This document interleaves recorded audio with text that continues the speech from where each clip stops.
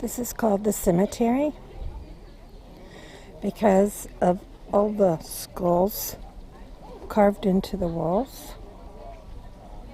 However,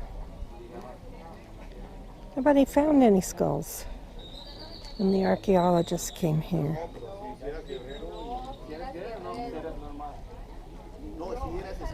So who knows what the real purpose was?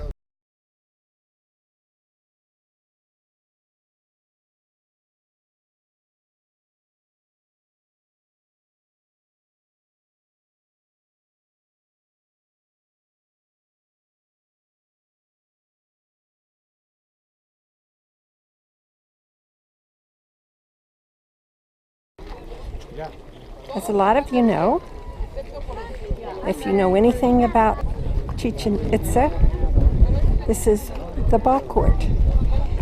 And the rings, one on each side of this wall, was where they had to get, well, I think it was a ball through there.